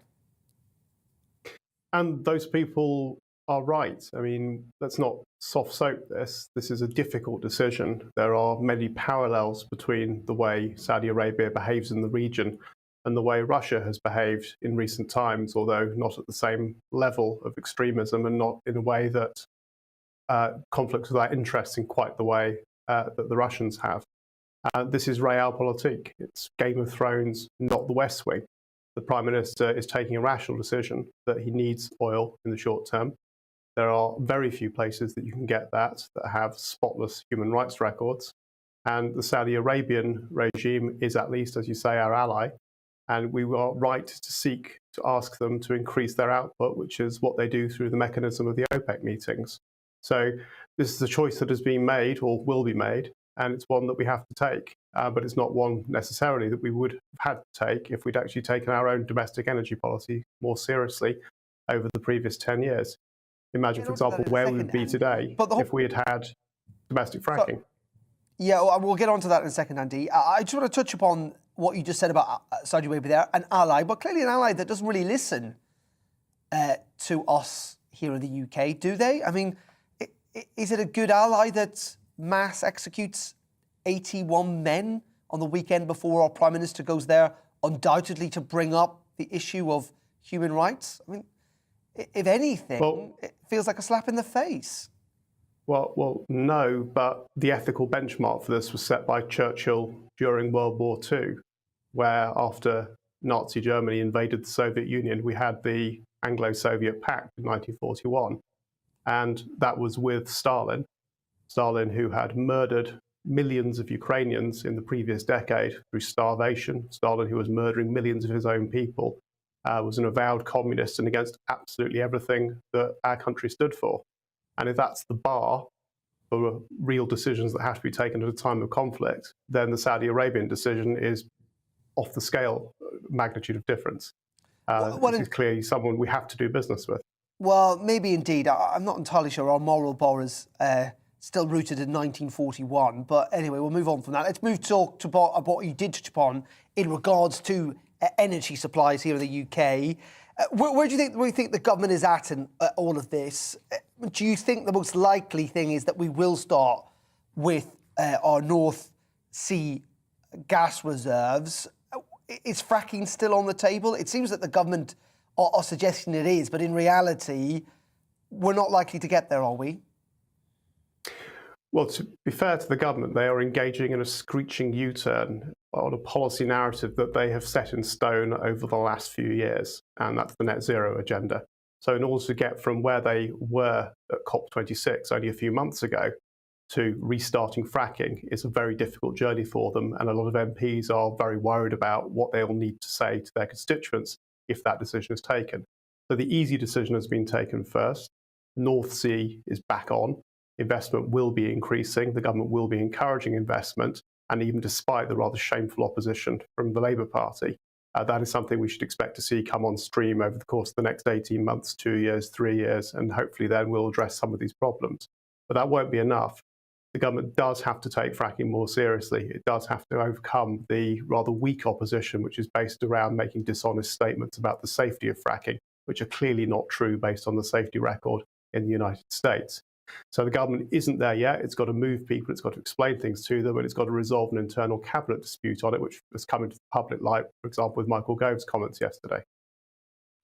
OK, Andy, appreciate your thought and your analysis this afternoon. Andy Mayer there for joining us from the IEA. Thank you very much indeed. Delighted to say that Claire's still with us, but Liam Halligan, our economics editor, has joined us as well. Liam, just listening to what Andy had to say there, where's your thoughts? First of all, on Saudi Arabia, is this kind of just real politics and we need to kind of grow up and understand that, our energy supply is on the line here? Or has the government miscalculated on the moral case for dealing with Saudi Arabia?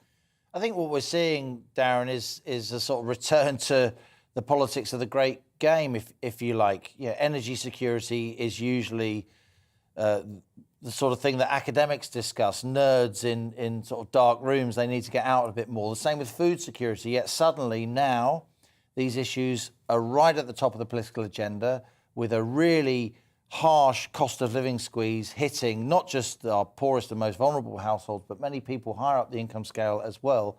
And so, as you say, realpolitik takes over.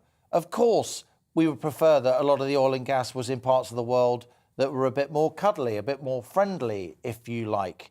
But we are where we are. We've obviously got some kind of rapprochement going on with Iran at the moment. Are we going to be unembargoing Iranian oil, which has been banned from Western markets for years? Are we going to rely more on LNG, liquefied natural gas in ships from Qatar? That's all very well. Venezuela?